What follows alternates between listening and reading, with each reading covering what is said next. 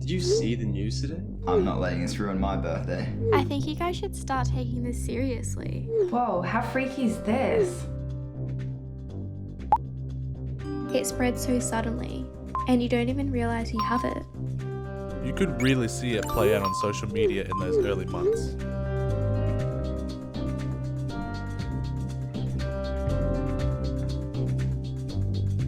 It started small, something in the background. Nothing to worry about. A financial virus that has stunned shareholders. A political virus is spreading across the country.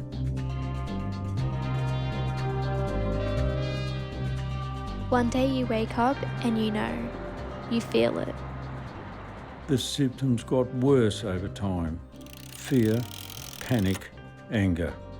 We're not talking about COVID-19. 2020 saw the spread of many viruses, the ones created by a global pandemic. But there is one virus we can control: the spread of emotions, the sharing of hope, the acceptance of grief, the broadcasting of joy. It is important we recognize that we can control this emotional virus. Once we understand that, we can utilize contagious positivity the next time something bad happens. Hi, my name is Georgia. Good morning, everyone. My name is Fia. I live in Lombok, Indonesia. Hi, I'm Risa. I'm in England. Hello, my name is Aina. I'm from Mallorca, Spanish island in the Mediterranean Sea.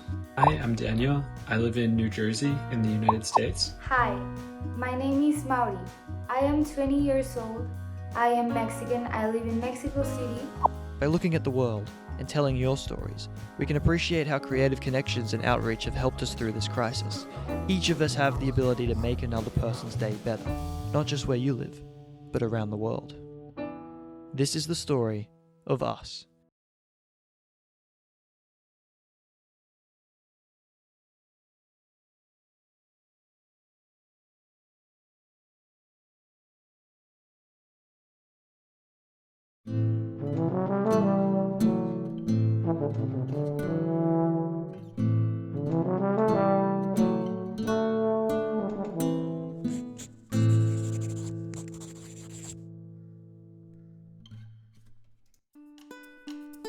We asked for submissions from the world to catch a glimpse at how people were keeping themselves amused during lockdown. I think that everyone has a lot more time on their hands these days. People are getting into crafts and TikTok and dancing and creative hobbies that they wouldn't usually get into. So I think that's a really cool thing that we could keep from this time. I've been locked down for a while, like everybody else, so I got into the garden. I've been trying to get as much sun as possible, you know. If you don't get in the sun enough, you just kind of go crazy. Don't stay on your PJs, please. Shower, that's important. I spend quality and quantity time with my kids and family. I think you can spread positive feelings in this time by playing Animal Crossing or watching Tiger King. My name is Carol Baskin and I did not feed my husband to this tiger.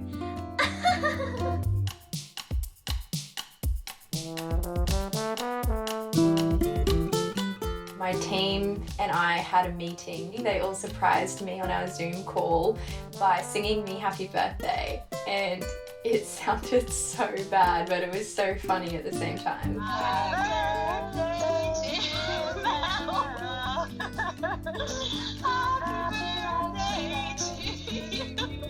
For my birthday, my mom even made me coronavirus-themed cupcakes with little symbols on the top, like a hand sanitizer and a toilet paper roll.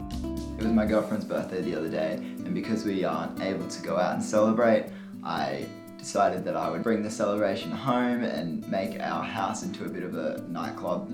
Knowing that people are around you and still care about you is probably one of the best feelings that people can have right now. I think once those connections got established, it became a lot easier for people to get into the habit of checking in with each other and coming up with new ways of supporting each other. I have reconnected with a lot of my friends via letters. I haven't really written a snail mail letter for ages, but I decided this would be the time to pick up a pen and paper on my days off. This is my first day back teaching after 10 days, and I got to see the kids again. Though it was on a Zoom chat, it really felt just like old times. Pets like infect people with laughter and happiness instead of a virus that kills people.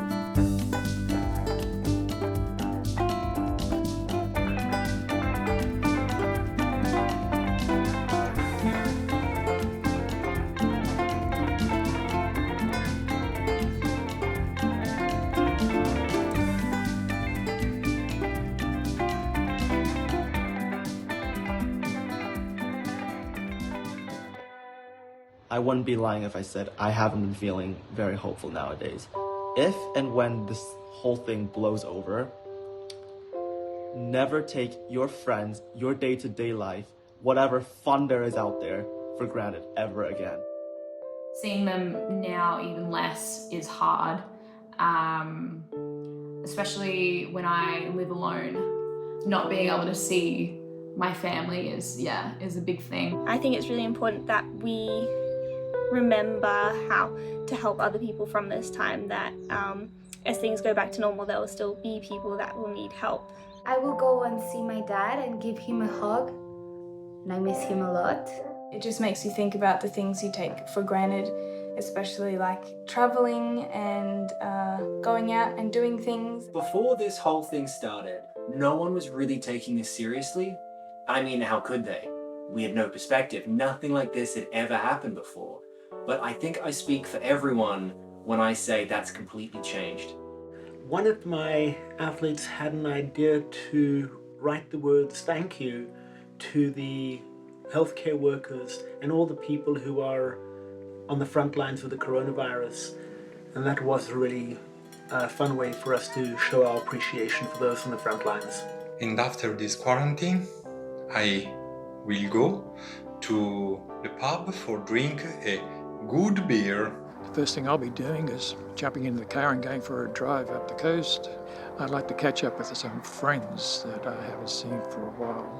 The first music festival is going to be amazing. Just all of your friends together, maybe in a mosh pit, there's like being rained on, you're all sweaty, you're all cuddling and smushing together. I really hope going forward, when this is all over, that we remember how incredibly vital art, music and films were in keeping us connected, helping us to feel less isolated. They say distance is good for your soul, and space is good for your heart, and we can't be next to each other, but we don't have to be apart. So I'm washing my hands and I'm closing the door. I'm not going outside anymore. Working from home, we can speak on the phone, and all around we will say, I'll see you when the quarantine lifts, when the world's back online, when the paradigm shifts. I'll see you when we can go outside again.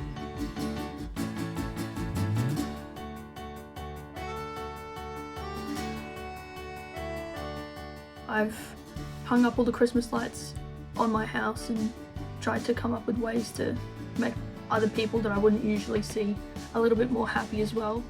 The world has collectively lit a spark of hope. We can see it, we can feel it, and we can hear it. So when things get bad again, remember, we have everything we need. Our ancestors, they are the ones who lived on through the plagues, through the famines and the wars. Our very families were made. And while we wait and whisper to each other through the phone, as long as we are human, we will never be alone.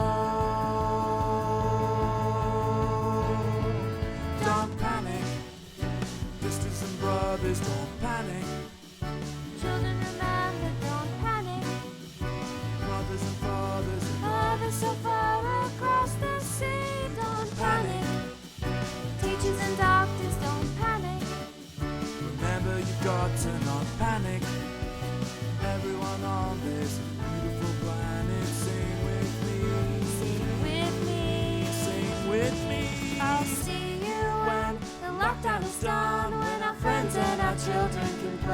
sun. I'll see you when we can go outside again. I'll see you when we can go outside again.